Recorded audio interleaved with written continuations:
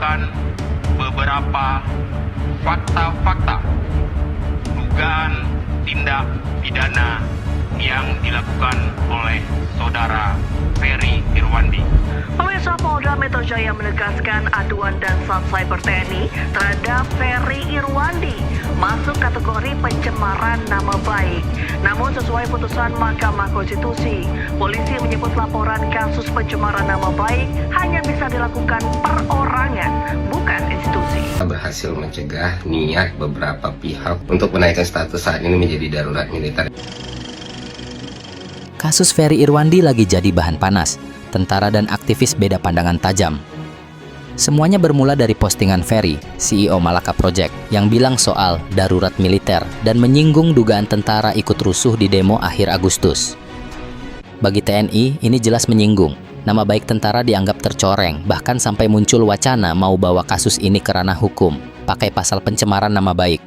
Nah, dari sinilah perdebatan muncul.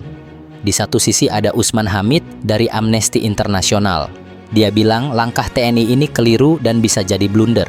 Di sisi lain, ada Sulaiman Ponto, mantan Kepala Badan Intelijen Strategis TNI, yang merasa wajar kalau tentara bereaksi keras. Kalau kita tarik ke belakang, kronologinya begini.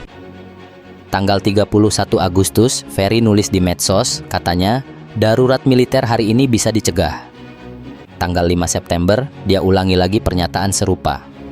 Lalu dalam debat di televisi, Ferry sempat bilang tentara ikut rusuh. Sulaiman Ponto langsung bantah, bahkan bawa bukti video polisi yang nyatakan tentara nggak terlibat. Dari situlah TNI merasa seolah-olah sedang di-framing. Rencananya, kasus mau dibawa ke polisi. Tapi polisi kemudian bilang, pencemaran nama baik itu nggak bisa diproses atas nama institusi, hanya bisa personal. Nah, di sini mulai muncul pertanyaan besar, sah atau enggaknya langkah TNI?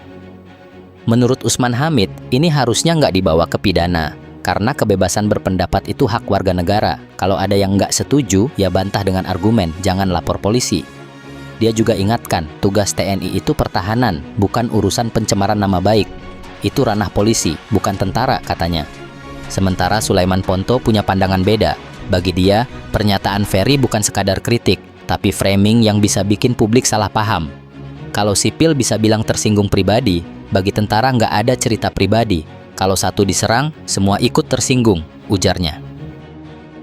Ponto bilang, ucapan soal darurat militer itu bisa bikin orang percaya TNI benar-benar melakukannya, padahal sama sekali tidak.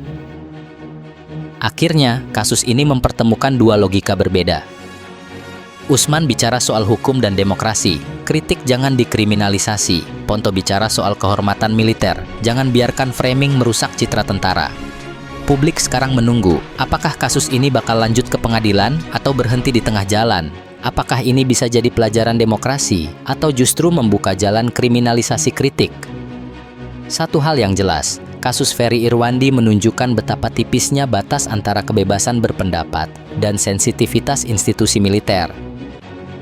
Jika Anda menikmati video kami, jangan lupa untuk like, share, dan simpan untuk ditonton lagi nanti. Pastikan juga untuk follow, subscribe, dan nyalakan lonceng notifikasi agar Anda tidak ketinggalan konten terbaru dari kami. Terima kasih atas dukungannya.